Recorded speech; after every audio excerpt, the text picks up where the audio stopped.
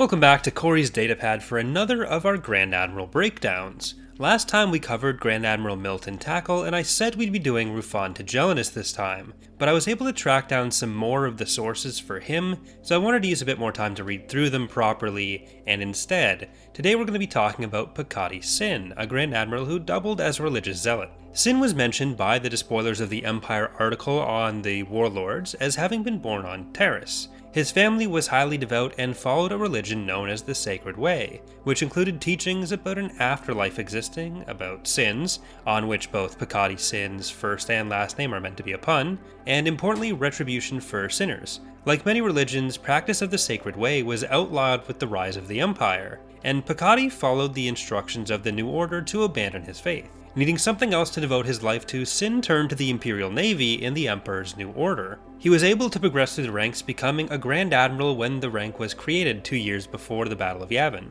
The segment on Fogha Brill, Governor of Prakith and close friend of Peccati Sin in the Despoilers of the Empire article, talk about Fogha being taken with Peccati's military achievements. So while we get very little detail about Sin's military career, there's no named battles other than the one that he dies at, which we'll talk about later, it seems as if he had some positive reputation beyond just having achieved the rank of Grand Admiral. Beyond any military affinity though, Brill was similarly a religiously oriented man, so the friendship between the two was quite strong. Based on some later interactions between the two, it does seem that of all of his colleagues in the Grand Admiral ranks, Ishan Ilraz, who we spoke about earlier in I believe our first video in this series, seems to have been another close friend of Grand Admiral Sin.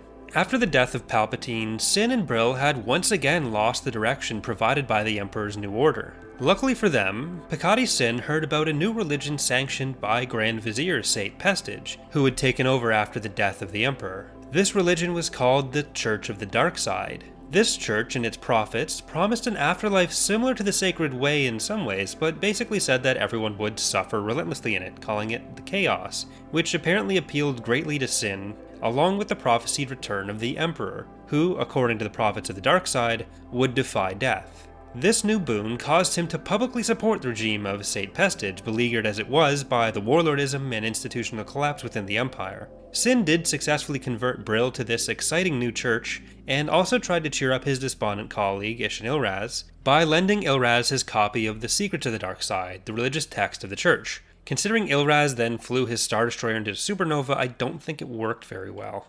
Really, the whole church was a scam to make sure that no one could take away too much power or concentrate too much power after Palpatine's death run by Imperial intelligence.